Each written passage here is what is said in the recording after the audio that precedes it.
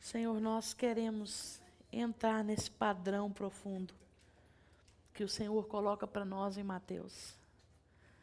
Nós queremos mergulhar na Tua palavra. Nós somos tão gratos ao Senhor pela Tua palavra, por essa forma viva do Senhor interagir conosco, do Senhor nos amar, do Senhor cuidar de nós. Quão profundo é esse mecanismo maravilhoso que o Senhor criou. Pai, nós te louvamos, bendizemos o Senhor. Pedimos que o Senhor realmente abra o nosso coração, rasgue o nosso coração com as Tuas verdades, nos confronta nessa noite. Senhor, contempla em nós tudo aquilo que tem que mudar, tudo aquilo que tem que ser arrancado de dentro de nós. Todo conceito errado, toda fortaleza na nossa mente, que o Senhor possa contemplar e retirar de nós. E que aquilo que cabe a nós, que o Teu Espírito realize em nós. Porque a Tua palavra diz que é o Senhor que efetua tanto querer quanto realizar. Que seja assim nessa noite, porque todos nós, Pai, estamos aqui à Tua disposição.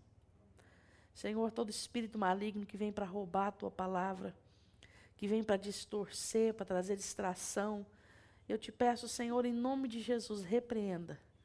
E que esse ambiente seja selado pelo Senhor, em nome de Jesus.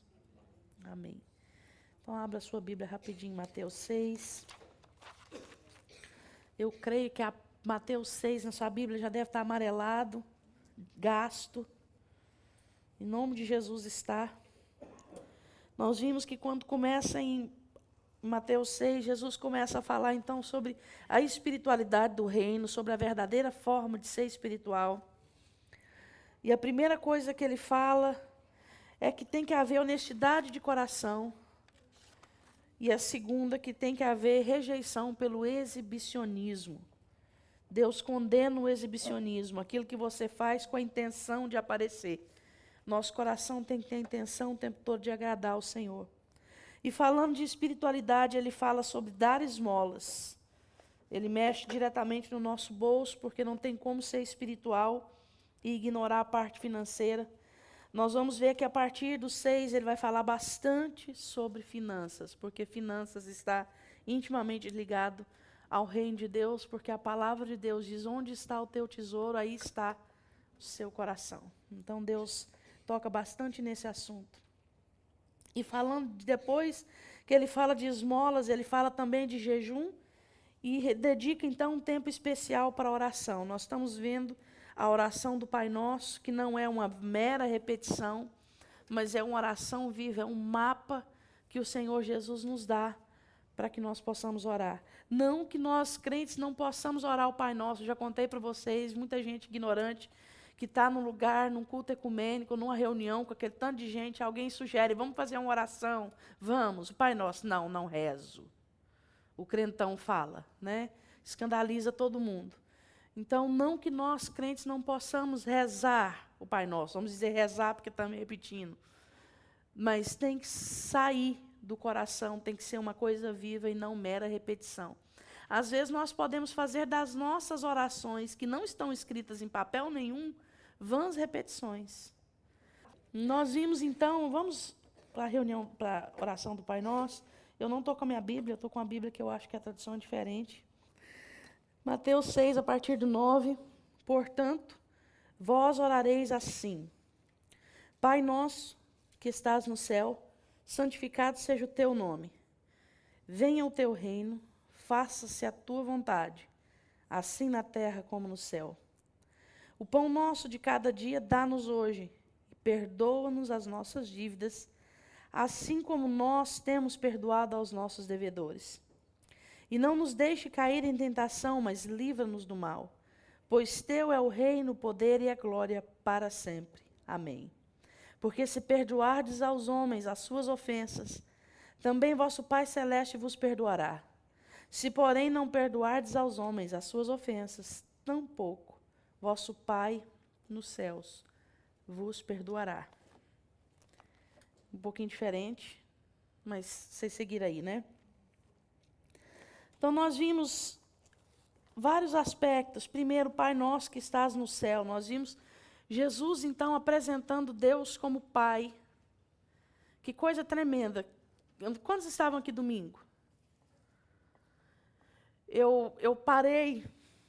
Eu realmente, às vezes, eu estou preparando a palavra e eu me emociono. Às vezes eu choro, às vezes eu fico com o olho assim embaçado mesmo, não consigo nem ler. Porque eu fiquei pensando na frase que todo mundo me pergunta quando a gente está estudando Gênesis, né?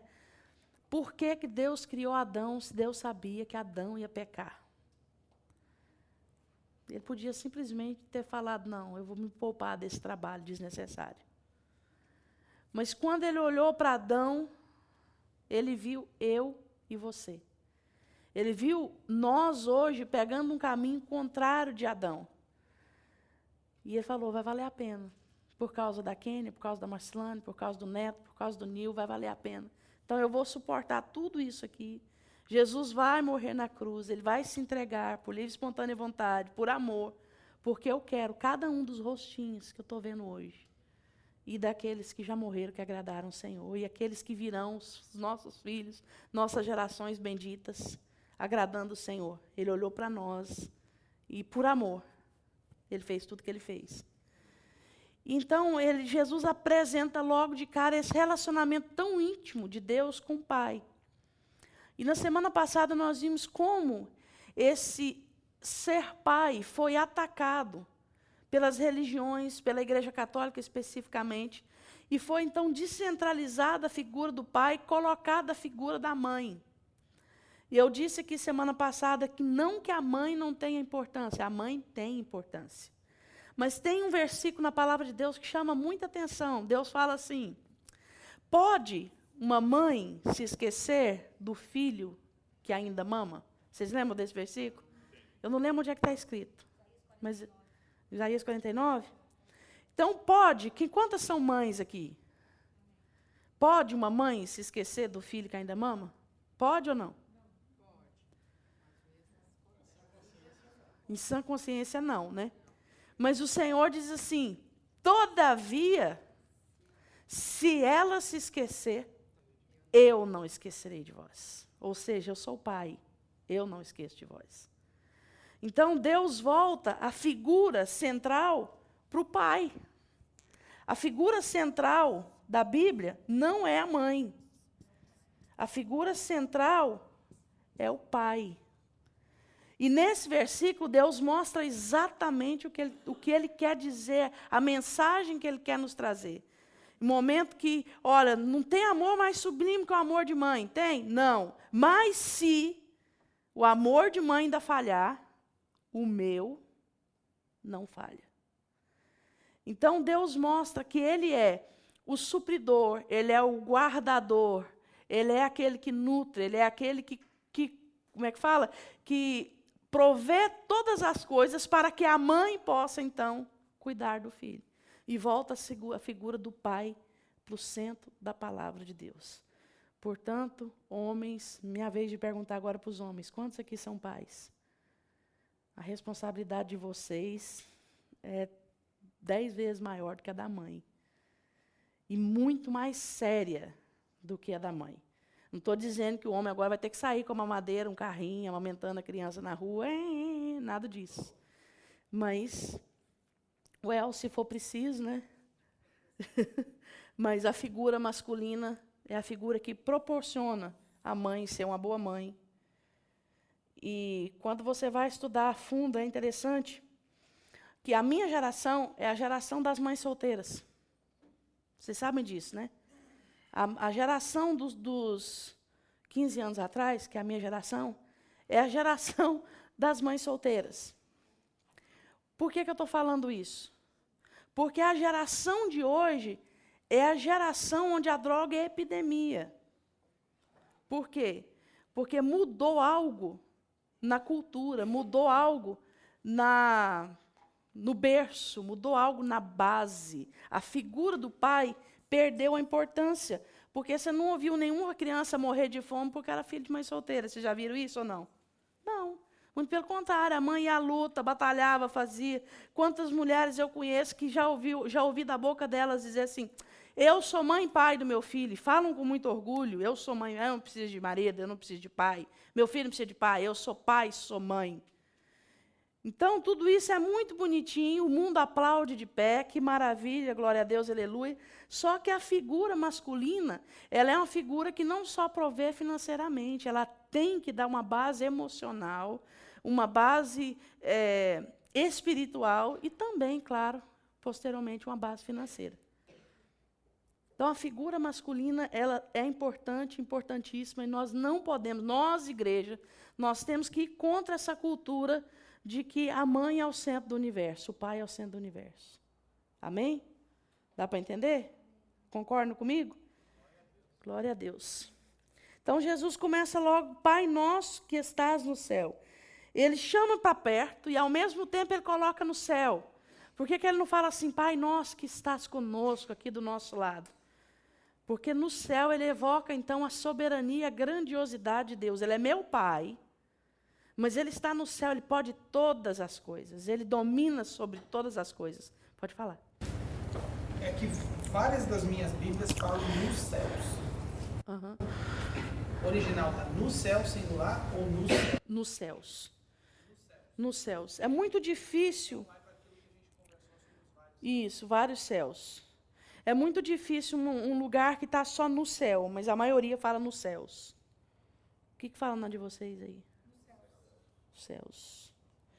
Venha o teu reino. Nós vimos que Mateus não é um livro qualquer. Mateus é um livro que institui o reino de Deus na terra. Inclusive, eu anotei uma frase aqui para falar para vocês, que eu falei, gente, um escritor que escreve uma frase dessa, ele tinha que apanhar. Quer ver? O reino dos céus não é uma questão de cumprir normas, mas de excedê-las, de subir ao padrão da nobreza. Eu falei, gente, ele não podia ter escrito isso. Eu falei para o Marcelane, a Marcelane entrou na sala e vai, Marcelane, isso é forte demais, eu fico até passando mal. O reino dos céus não é cumprir normas. Até então, todo mundo tinha as normas. Todo mundo podia fazer as coisas certinho. Cada um de nós poderia ser um bom religioso. Mas quando chega na lei do reino, o reino dos céus não é questão de subir, de obedecer normas. É uma questão de excedê-las e uma questão de subir ao padrão da nobreza. Forte mais, muito forte. O pão nosso de cada dia dá-nos hoje. Eu estou passando bem rápido porque nós vamos parar onde nós paramos na aula passada. Nós vamos começar onde nós paramos na aula passada. O pão nosso de cada dia dá-nos hoje. Nós vimos que não adianta nós corrermos de um lado para o outro. A ordem do Senhor é que nós esperemos nele. A Bíblia diz em Mateus 6,33, nós vamos chegar lá ainda, que buscai primeiro o reino de Deus e todas as outras coisas vos serão acrescentadas. E tem um outro lugar que diz que o amor, o dinheiro é a raiz de todos os males. E nós precisamos entender que tudo aquilo que é necessário para a nossa vida, o Senhor nos dá todos os dias. Na semana passada, nós ainda citamos o fato do maná, ele cair do céu todos os dias. A Kenny ainda lembrou que na sexta-feira podia guardar a porção dobrada, que ele não ia estragar. Não é tremendo demais? Todo dia você podia pegar aquela porção necessária para você comer. Mas na sexta-feira você podia pegar 2 vezes mais. Porque no sábado não podia pegar. E ele não estragava. Ele continuava ali. Oh, Deus, que coisa linda. E perdoa as nossas dívidas, assim como nós temos perdoado aos nossos devedores. Nós paramos aí e vamos continuar aí. Amém? Vamos ler juntos? Versículo 12. 1, 2, 3. E perdoa as nossas dívidas, assim como nós temos perdoado aos nossos devedores. Pergunta para você, não me responda. Você acabou de mentir ou de falar a verdade? Só responde para você. E perdoa as nossas dívidas, assim como nós temos perdoado os nossos devedores. Queridos, o tema central da Bíblia é redenção. Nós sabemos disso. Tudo na Bíblia, desde o momento que Adão cai, até Jesus, até o último versículo de Apocalipse, fala sobre redenção. Nós sabemos que porque Adão veio, Adão caiu, Jesus teve que vir, Jesus morreu em nosso lugar. E porque Jesus morreu em nosso lugar, nos comprou, nos remiu, temos a obra da redenção. A base da obra da redenção é arrependimento e perdão. Arrependimento e perdão. Totalmente de graça nessa ordem. Arrependeu, Deus perdoou. Arrependeu, Deus perdoou. Não interessa o nível de pecado, não interessa a quantidade de pecado, não interessa quantos anos demorou esse pecado, mas a base da redenção é arrependimento e perdão. Esse assunto é tratado na Bíblia diretamente, pelo menos 30 vezes, diretamente. Esse assunto é tratado na palavra de Deus. Ele é tratado por Jesus, se você for dividir os discursos de Jesus, pelo menos 20% do discurso de Jesus é voltado para o perdão. Então, nós precisamos abrir os nossos olhos e os nossos ouvidos e entender que esse assunto é extremamente importante, que essa lição é extremamente importante, e Deus não vai pular a lição. Por amor a nós, Ele não vai pular a lição. Amém? Então, nós precisamos, então, com a mesma força, com a mesma intensidade que Deus fala sobre perdão, nós precisamos mergulhar e entender sobre perdão. A primeira vez que a Bíblia fala sobre perdão, aqui em Mateus, não a Bíblia, aqui em Mateus, ele fala no capítulo 5, eu não sei se vocês perceberam, mas eu pulei ele de propósito, porque eu queria chegar nesse. No versículo 23 de Mateus 5, diz assim: se, pois, ao trazeres a oferta ao altar, ali te lembrares que teu irmão tem alguma coisa contra ti, deixa perante o altar a tua oferta, vai primeiro reconciliar-te com teu irmão, e então, voltando, faze a tua oferta. Então, o primeiro que Deus está tratando aí é com o ofensor. Você concorda comigo que aí ele está falando com o ofensor? Deus está falando com o ofensor. Ele está dizendo assim: se eu ofendi o irmão Marcos em alguma questão, não adianta eu botar uma pedra em cima e fingir que nada aconteceu.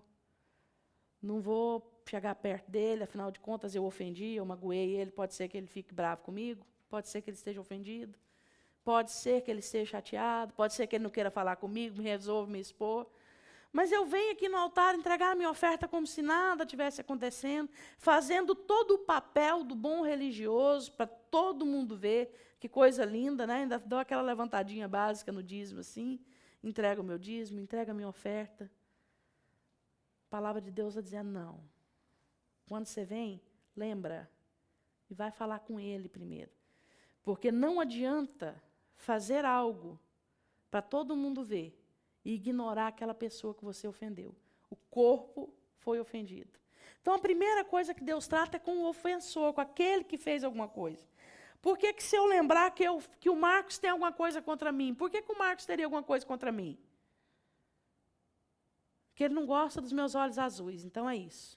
Está com raiva de mim. É claro que se ele tem alguma coisa contra mim, eu fiz alguma coisa contra ele.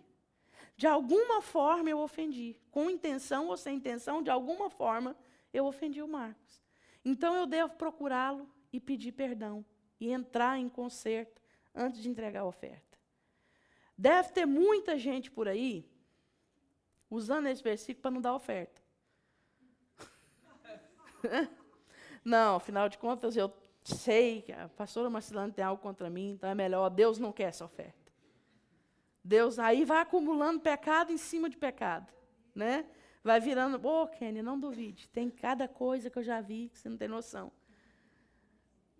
Vai acumulando pecado em cima de pecado e as coisas só vão piorando. Então, a primeira coisa que Deus faz, o ofensor tem que procurar e pedir perdão. Amém? Mas continua. Alguém quer falar alguma coisa? Mas ele continua com algo interessante. Abra sua Bíblia em Mateus 18. A falta de perdão, lembre-se, Deus tratou com o ofensor primeiro, ok? Depois ele vai tratar com o ofendido. A falta de perdão, ela é séria. E às vezes ela gera algumas coisas. Para quem está anotando. Guarda aí. Primeira coisa que ela gera: ressentimento. Ressentimento. E o ressentimento, ele tira a paz da pessoa. Presta atenção nessa sequência. Quando você está ressentido com alguém, você está sem paz. Porque aquele negócio fica indo e voltando, indo e voltando. Quando eu morei em Portugal, tinha uma coisa muito interessante. Algumas vilas portuguesas, quando as pessoas estavam doentes do estômago, sabe quando você come, e isso raramente acontece comigo, que eu tenho estômago de avestruz, mas eu vejo as pessoas falando, quando come alguma coisa e aquilo faz mal, que a pessoa fica sentindo assim, tudo que ela pensa em comer, ela sente que se comer vai passar mal. Já comeram isso? Já sentiram uma disposição estomacal assim? Eu queria sentir, mas eu nunca senti. Então, eu não sei como é que é. Mas me dizem que é horrível. Diz que é uma coisa horrível. Por que eu estou falando isso? Porque em algumas vilas portuguesas, quando a pessoa está com indisposição estomacal, eles falam que ela está com ressentimento no estômago. Ela está sentindo novamente a comida que ela comeu. Ressentimento. Você entendeu? Separando a palavra, é um ressentimento. Está sentindo outra vez. E eu achei muito interessante, hoje eu estava me lembrando disso. Não, a regurgitação ela fica voltando, né? Dá aquele soluço às vezes e dá azia. Mas o ressentimento diz que é como se você tivesse comido de novo. Diz que é uma coisa assim que dá vontade de vomitar, uma pessoa não consegue vomitar, diz que é uma coisa horrível. É como é que é? Má digestão, seria isso? Né? No Brasil, em Goiás, eles falam outro nome para má digestão, como é que é? Tem que comer e fazer 1 quilo. Não sei se já ouviram isso. Hã? Empanzinado, uma coisa assim também. Mas eu sei que eles usam essa palavra ressentimento. E se você for pensar, quando você fica ressentido, quando alguém te ofende, você já parou para pensar que é realmente isso que dá em você e em mim? Falta de paz? O negócio vai e volta, você lembra. Passa um pouquinho, você lembra de novo. Você está fazendo nada a ver, você está lá comendo melancia. Você lembra do ressentimento. Você lembra que você está ofendido, você lembra que você está chateado, você lembra das palavras que você ouviu. Você não consegue dormir direito. Você vai, tudo que você faz, você lembra do ressentimento. A pessoa vai ficando empanzinada, como diz ali o nosso amigo, com relação à outra. Mas o ressentimento, ele gera algo pior. Ele se arraiga dentro de nós, gerando amargura. O nome já fala. Sei que tem uma música sertaneja, lá de Goiás, é o único defeito que Goiás tem, queridos. Eu vou ter que admitir. É o único defeito. É as músicas daquele pessoal que foi traído pela esposa, que eu não gosto de falar o nome aqui, porque está sendo gravado. Né? Tem uma música que, inclusive, chama isso aqui, Amargura. Abra sua Bíblia em Hebreus 12. Leia esse texto comigo, para você ver como é interessante. Depois você vai voltar para Mateus, mas eu acho que se você falar para a sua Bíblia assim, Mateus 6, ela abre sozinha. Hebreus 12, todos abriram? A partir do 14 diz assim: segui a paz com todos e a santificação, sem a qual ninguém verá o Senhor, atentando diligentemente, porque ninguém seja faltoso, separando-se da graça de Deus, nem haja alguma raiz de amargura, que brotando vos perturbe, e por meio dela muitos sejam contaminados. Então a Bíblia fala já do ressentimento, vai passar para a amargura. Por quê? Porque você ficou, né, alimentando esse bichinho aqui, ó. Tá vendo? Eu sei desenhar bichinho também. Você ficou alimentando essa ameba, esse bichinho aqui dentro. Essa lombriga, e ela vai crescendo, e ela vai virar uma amargura. E quando ela chega nesse estágio de amargura, meu querido, ninguém aguenta ficar perto da pessoa amargurada. É uma coisa indigesta, é um negócio que não tem explicação. Tem algumas pessoas na minha família, eu já falei que a minha família tem muita dificuldade de perdão, de um dos lados da minha família. Tem algumas pessoas que você não consegue chegar perto. A impressão que dá é que realmente elas amargam. Fel. Com tempo dá a impressão que a pessoa está fedendo. Não sei se vocês sabem, mas um dos métodos, na era medieval, uma das maneiras deles punirem o assassino era pegar o corpo do morto, vocês sabem disso, e amarrar nas costas do assassino. E ele ficava ali, e o morto em decomposição, e ele sentindo aquilo. Quem não perdoa é a mesma coisa. Está carregando um morto amarrado no seu corpo. Às vezes você não se acostumou com a carniça, mas todo mundo que está em volta sente. Todo mundo que está em volta sente que a pessoa está. Mas isso aqui é gerado por algo muito interessante. É o sentimento de justiça. Toda essa falta de perdão, o ressentimento é gerado pelo sentimento de justiça. E nós vivemos hoje numa geração que está aprendendo a viver debaixo da cultura da vingança, por causa de um falso sentimento de justiça. Por exemplo, olha um exemplo tão bobo e tão real. Um filme de ação. Qual é a base do filme de ação?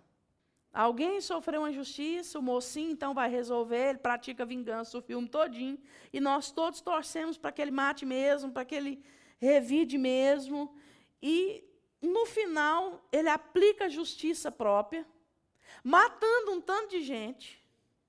É ou não é? E nós estamos assim, ele deu certo de novo, olha o Rambo. O Rambo matou 300 pessoas sozinho. E nós estamos todo mundo torcendo. Rambo tá em cartaz em algumas cidades do interior de Minas. Não perca.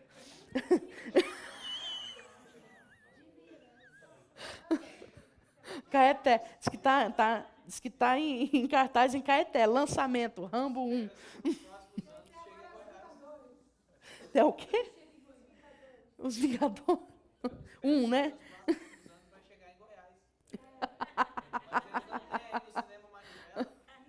Fica quieto, Danilo. Fica quieto, Danilo, senão vai haver ressentimento. Se eu não tomar cuidado, pode haver amargura. E não queira que eu entre na justiça e na vingança. Então, queridos, esse sentimento de justiça própria, humana, ela gera a vingança. E nós vamos entender através de Mateus 18. Você abriu sua Bíblia? Eu pedi para abrir? Abre Mateus 18. Não, isso aqui é o resultado. Isso é só 2 mesmo, depois eu vou continuar. E o resultado é a vingança. Sentimento de justiça. Aquela coisa. Mas essa justiça aqui é diferente da justiça de Mateus 5. Se eu não me engano, 6. Totalmente diferente. Aquela justiça, ela gera um clamor diante de Deus. Senhor Jesus, volta. Pai, eu quero ver o teu reino, eu quero ver a tua justiça sendo feita na terra. Eu não quero ver um pobre sentindo fome, eu não quero ver uma criança sendo abusada. Esse sentimento gera justiça. Esse sentimento de justiça gera um clamor, perdão. Agora, esse sentimento de justiça humana, ele gera vingança. Gera quando eles pegam uma pessoa que violentou uma criança, eles levam em praça pública e matam a pessoa, lincham uma pessoa. Eu não sei se vocês sabem, mas isso tem sido moda nas cidades do interior do Brasil. Terrível. Quando a polícia chega, eles já pegaram um ladrão e já bateram nele, já como é que fala? Cortaram o cara todinho. O cara já tem que ir. Abra sua Bíblia em Mateus 18. A gente vai ver se... Olha só. O terceiro é prisão. Tá, Kênia? Você perguntou aí? Anote que esse texto vai falar sobre isso. Mateus 18, a partir do 23. Por isso, o reino dos céus é semelhante a um rei que resolveu ajustar a conta com seus servos. E passando a fazê-lo, trouxeram-lhe um que lhe devia 10.000 talentos. Não tendo ele, porém, com que pagar, ordenou o Senhor que fosse vendido ele, a mulher, os filhos e tudo quanto possuía, até que a dívida fosse paga. Então o Senhor, prostrando-se reverente, rogou: sê paciente comigo, e tudo te pagarei. E o senhor daquele servo, compadecendo-se, mandou-o embora e perdoou-lhe a dívida. Está vendo? Perdoou. Zerou a dívida dele. Não disse que ele podia pagar depois, ele apenas perdoou. Saindo, porém, aquele servo encontrou um dos seus conservos, que lhe devia 100 denários, e agarrando-o, o sufocava, dizendo: paga-me o que me deves.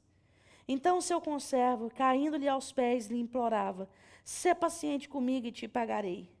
Ele, entretanto, não quis. Antes, indo-se, lançou-o na prisão, até que saldasse a dívida. Vendo seus companheiros o que havia passado, entristeceram-se muito e foram relatar ao seu senhor tudo o que acontecera. Então seu senhor, chamando-o, disse: servo malvado, perdoei-te aquela dívida toda, porque me suplicaste. Não devias tu igualmente compadecer-se do seu conservo, como também eu me compadeci de ti? E, indignando-se o seu senhor, o entregou aos verdugos, até que lhe pagasse toda a dívida. Assim também meu Pai Celeste vos fará, se no íntimo, não perdoardes cada um a seu irmão. Amém? Que interessante, do íntimo. Nesse versículo nós vemos que houve a aplicação daquilo que eu falei aqui, da justiça que gerou o quê? Vingança. Não sei se vocês percebem, manda colocar o conservo dele na prisão até que a dívida seja paga. Falando um pouquinho sobre a falta de perdão e sobre até que a dívida seja paga, muitos de nós estamos até dispostos a perdoar, depois que a gente vê a pessoa sofrer. Depois que a justiça for exercida. Eu posso até perdoar, depois que o fulano foi exposto publicamente e envergonhado. Todo mundo vê o que ele fez comigo, aí ele vai ser perdoado. Eu posso até perdoar, mas depois que eu ver ele sofrer, só que nós não falamos isso não, tá? No íntimo, nós agimos dessa forma. Por que eu vou perdoar a Adriana? Ela está como se nada tivesse feito. E vai ficar por isso mesmo. Eu perdoo, ela vai ficar de boa, ninguém sabe. Se brincar, eu ainda vou ficar de ruim na história. Não vou perdoar a Adriana. Estou com raiva dela. E enquanto ela não pagar o último centavo, lá na prisão, eu não vou perdoar. Na prisão, tinha como ele pagar alguma coisa? A lógica é que não tinha. Foi jogado na prisão até ele pagar. Na prisão, como que ele ia pagar?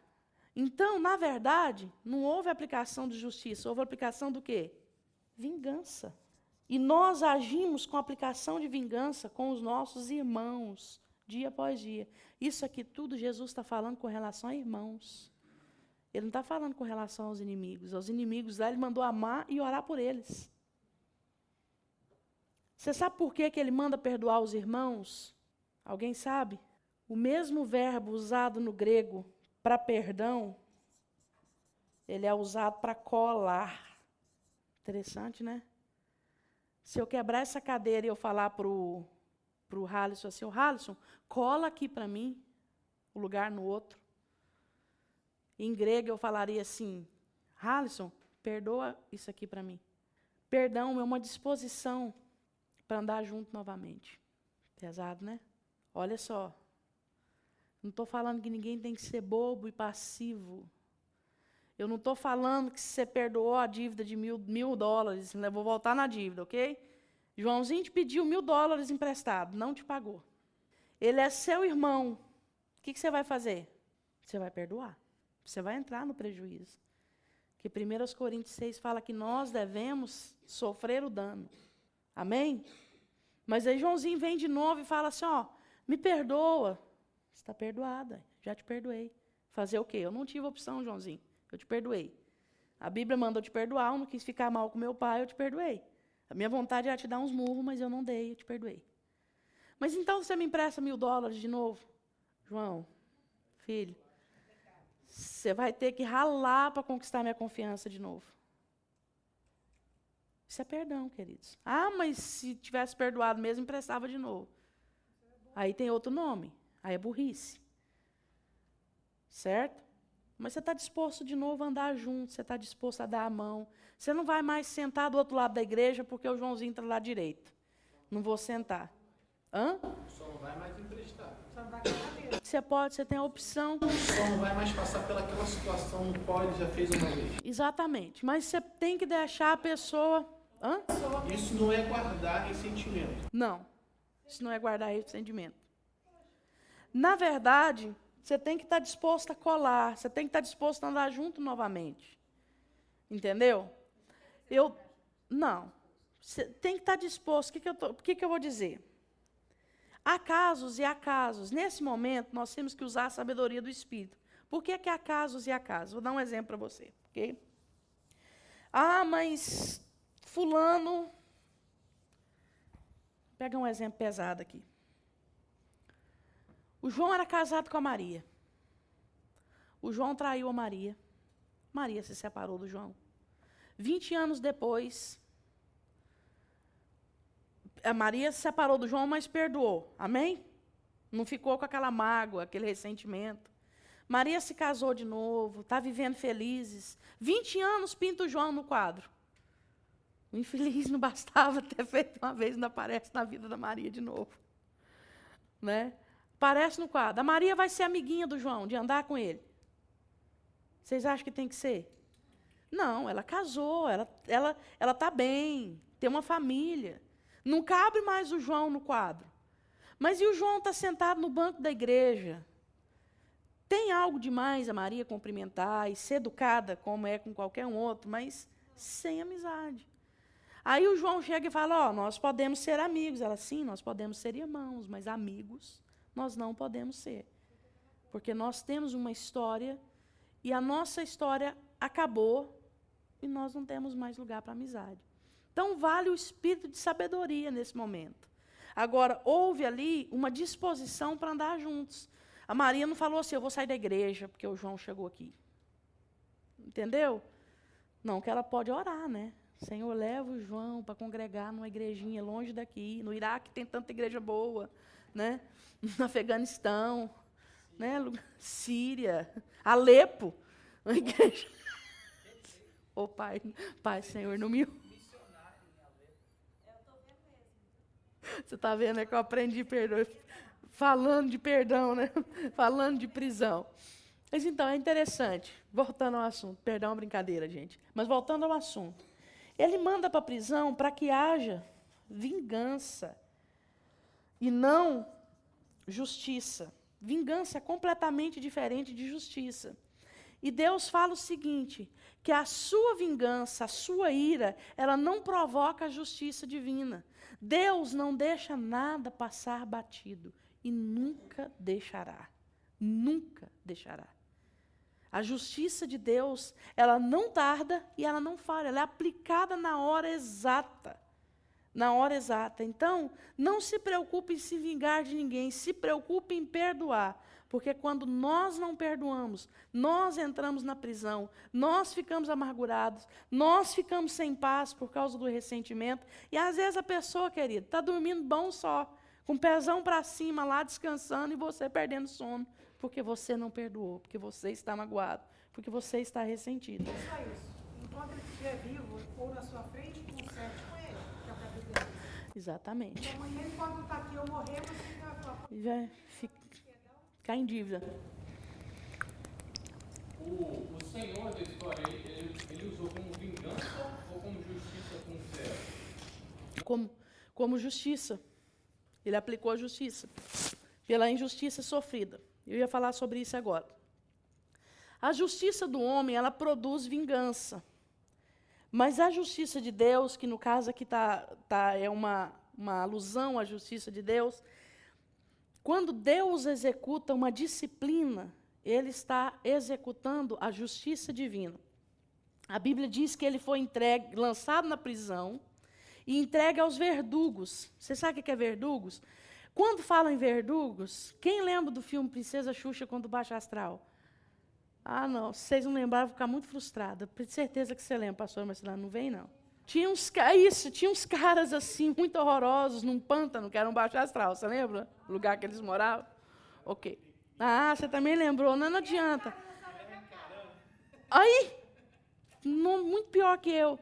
Mas então, eu imaginava que os verdugos eram uns bichos verdes, por causa do nome, né? Olha só a imaginação de fértil. cheio de verruga, assim, parecendo escamoso. Não é nada disso. Verdugo era simplesmente o agente carcerário da época. Só que ele não era um agente carcerário comum. Ele era um agente torturador. O cara estava na prisão e ele estava dormindo. Então o verdugo passava lá meia-noite com a matraca. Você sabe o que é matraca? Matraca é um negócio assim barulhento. E ele fazia aquele barulho dentro da cadeia para o pessoal não dormir. Então, ele mantinha, porque naquela época havia muita escassez de alimento, havia uma pobreza muito maior do que a de hoje em dia. O governo não tinha os programas de assistência social, nada disso. Para algumas pessoas, estar preso era vida boa. Ele estava comendo, estava dormindo bem, estava tranquilo. Então, o verdugo ele era aquele que ia ter certeza que a pessoa não ia ficar bem na cadeia. Eles eram os agentes carcerários da época. O que é a prisão hoje? A prisão é a própria falta de perdão. Olha que interessante. Quando José foi lançado na prisão, foi com que objetivo? Quem lembra? Tratamento de Deus com José. Certo? O profeta Jeremias foi lançado onde? Num poço. Onde é que ficava o poço? Na prisão do palácio. Que interessante. Paulo e Silas lançados na prisão. O que mais? Vai citando aí. Tem mais alguns exemplos. Pedro. Daniel foi numa cova, né, de leões. Era um tipo de prisão. Mas toda vez que a Bíblia fala de prisão, a Bíblia está falando de um tempo de tratamento. Então, quando nós não perdoamos, nós somos lançados na prisão, nós somos lançados num lugar de tratamento. Ok? Não tem momento, tem vários tipos de tratamento na Bíblia. Mas nesse texto está dizendo que a pessoa é lançada na prisão. Ou seja, ela é lançada num tratamento especial, onde ela vai sofrer o quê? Justiça. Quando você sofre justiça, você é lançado na prisão? Hoje em dia, não é assim? Ok. Nessa prisão há os verdugos, que vão te atormentar e vai me atormentar com tudo quanto é tipo de coisa. Com o quê? Enfermidades. Pode colocar aí. Físicas e mentais. Emocionais. Quando você vai passar borracha na vida de muita gente, vai fazendo assim, tentando abrir o que tem. Lá no fundo, você vê essa palavra aqui, ó, falta de perdão. Isso aqui foi descoberto pelos pastores ao longo da vida, estudando a Bíblia. Há uns 30 anos atrás, a psicologia descobriu isso. Eu me lembro, eu era criança, quando saiu no Fantástico. Pegou mal agora, hein?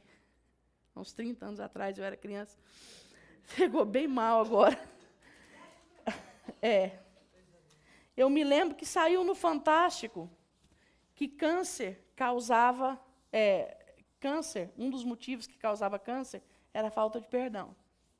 Nós não podemos ser como alguns crentes infantis que têm mania de chegar nas pessoas que têm câncer e falar assim, olha, câncer é falta de perdão, hein? Analisa... Estou falando para vocês. Analisa aí na sua vida, porque tem alguém que você não perdoou. Ainda essa semana eu ouvi uma frase assim que 2 irmãs foram orar com a terceira irmã, vamos voltar na Mariazinha, 2 irmãs foram orar com a Maria, e falaram para Maria assim, olha, você tem que perdoar o seu pai. Mas meu pai, eu amo meu pai, eu era apaixonada, meu pai já faleceu. Eu sempre tive um relacionamento maravilhoso com meu pai.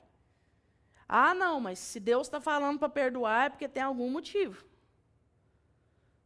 Mas eu estou procurando aqui na minha cabeça, não tem um motivo. Meu pai morreu, nós 2 em paz. Eu sofri muito com a morte do meu pai, eu sempre gostei muito do meu pai. Nós somos apaixonados um pelo outro. Mas é porque seu marido te traiu e você casou com seu marido porque seu pai aprovou, então, resumindo tudo, você tem que perdoar seu pai. Aí ela, tá bom, eu perdoo meu pai. É isso que você quer que eu faça? Amém, eu perdoo meu pai. Fez aquela confissão. Nós temos que parar de ser esse tipo de crente, gente. que acha chifre na cabeça de égua, puxa os 2 chifres para cima e dá amarra um laço. Nós temos que parar com isso. Então, tem gente que vai em pessoa com câncer e fala assim, você tem alguém aí que você precisa perdoar. Mas, realmente, segundo a psicologia e segundo a palavra de Deus, muitas coisas que acontecem conosco têm origem na falta de perdão. Perdão é essencial. Perdão não é sentimento. Você nunca vai acordar de manhã falando assim, que vontade de perdoar quem me ofendeu. Você não vai. Você vai acordar de manhã pensando nas 1000 maneiras de matar quem te ofendeu. Mas perdão é uma decisão. É uma decisão racional. Eu perdoo. E você, então, a partir do momento que você perdoa, você anda em perdão. O que é andar em perdão? Quando eu disse isso, eu disse que nós não podemos sair por aí acusando pessoas. A maneira como você fez, você pregou o evangelho para a pessoa aceitou Jesus, e você falou profeticamente o que Deus tinha te mostrado. Amém. Nós temos que agir assim, na esfera do Espírito. Agora, nós não podemos andar com a espada por aí falando todos os seus problemas estão em cima disso daqui. Apesar de que, quando você for procurar, pode estar realmente em cima disso aqui.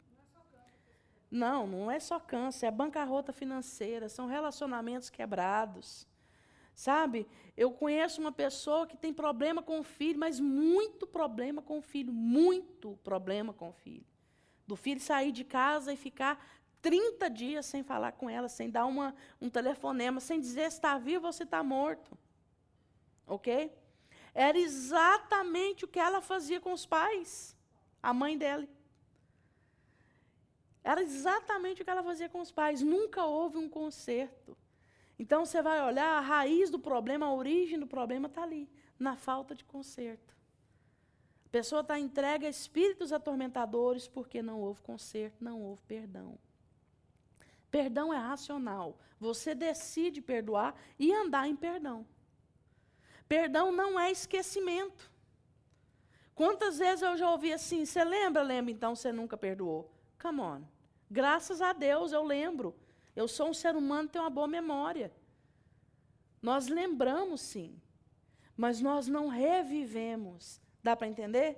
O ressentimento. Pensa, eu vou ressentir o que eu senti naquele momento. Não. Eu vou lembrar, sim, mas eu vou lembrar para eu contar como experiência. Eu vou lembrar, sim, mas para eu viver daqui para frente pensando assim, isso nunca mais me atinge, isso nunca mais vai acontecer comigo. E nós vamos crescendo, e à medida que nós vamos avançando no Senhor, nós vamos entendendo que seres humanos são decepcionantes. Do menorzinho ao mais velho. Pensa na pessoa mais novinha que você conhece aí. Pensa agora na mais velha que você conhece. O ser humano é decepcionante. O ser humano erra. Nenhum ser humano é infalível. Nem o super-herói, o mais perfeito que você imaginar na sua cabeça, ele não é infalível. Eu brinco que para cada super-homem tem uma criptonita. E tem mesmo. Então, o ser humano ele é falho, nós temos que entender isso. E quando nós, à medida que nós vamos crescendo, nós vamos colocando a nossa expectativa de infabilidade somente em Deus. Porque Ele não falha. Em momento nenhum Ele falha. Ele nunca falhou e Ele nunca falhará. O amor do Senhor é o único que não é condicional. Amor de esposa é condicional, amor de esposa é condicional. E eu vou falar mais para você. Até amor de filho, de mãe é condicional. Ah, não, amor de mãe é incondicional. Tem hora que até mãe odeia. Que até mãe fica com raiva. Porque não condizeu com aquilo que foi esperado. Mas Deus não. O amor de Deus não falha. Deus é infalível. Ele é o único que é infalível. Seres humanos falham. E com a medida que nós vamos crescendo, nós vamos caminhando em perdão. Perdão não vai ser mais uma dificuldade para vocês.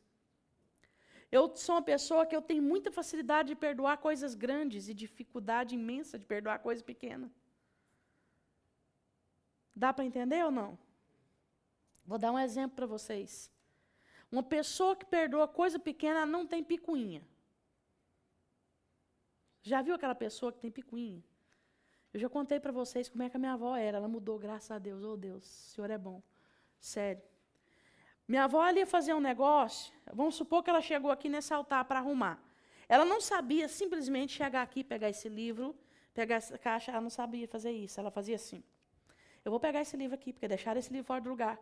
Já 300 vezes que deixa esse livro fora do lugar. Eu não aguento mais pegar esse livro fora do lugar. Eu não aguento mais pegar essa caixa de lenço fora do lugar. Eu vou avisar quem deixou essa caixa de lenço fora do lugar, que eu não sou sua empregada, ok? Mas eu vou pegar essa água também. Eu não suporto mais pegar. Gente, ninguém aguentava aquilo. Pensa numa pessoa cheia de picuinha. O dia inteiro, a noite toda. Deus mudou ela, graças a Deus, que ninguém suportava. Mas, às vezes, se o Harrison der um tapa na minha cara e depois me convidar para comer uma picanha, eu posso perdoar, entendeu? Numa boa. Mas, talvez, aquela pisada no pé, a gente tem que lembrar a pessoa da pisada no pé. É impressionante. E isso também fala de perdão. Perdão fala de grandes coisas, mas também fala de pequenas coisas. Porque pequenas coisas vão fazendo montões. E montões, e montões, e montões, e montões, e montões. Eu fico impressionada com alguns homens. Tem uma capacidade imensa de ofender quando querem ofender. Abre a boca, assim, eu falo pouco. Mas quando eu falo, eu falo. A maioria dos homens fala assim. Eu falo pouco, mas quando eu abro a minha boca também, eu arrebento. E arrebenta mesmo. Às vezes fala uma palavra assim, que magoa a mulher. Hã? Devia ter ficado calada, é verdade. No entanto, uma dificuldade enorme para pedir perdão. Ô palavrinha que para sair da boca do homem parece que arrancaram os dentes deles. Tudo de um por um no alicate. Na hora de falar me perdoa, faz assim, ó. Perdoa. Aí a esposa de propósito, né? O quê? Não ouvi. Perdoa. O que você falou? Me perdoa. Mas eu não estou entendendo. Ah, você também não facilita as coisas, eu também não vou falar de novo, não. Não ouviu porque não quis ouvir. Eu falei, foi para ouvir, não foi para decorar. Complicou tudo de novo. Ô, palavrinha difícil para sair da boca de homem, é sério. Aí o que eles fazem? Chega no domingo. Vamos comer fora. Não mexe com comida, não. Sei que você está cansada. É a maneira de falar, me perdoa, meu amor. Né? Mas a melhor coisa é chegar e falar essa palavra aqui, de 6 letras, em alto e bom tom. Vai ficar mais barato até, homem. Me perdoa. Bater os dois juntos é melhor, né? Me perdoa, eu errei. Isso só vai fazer do homem mais homem ainda. Ah, mas você não conhece. Aí ela vai subir, ela cresce para cima de mim. Aí é a hora da mulher simplesmente virar e falar assim, está perdoado, e esquecido o assunto.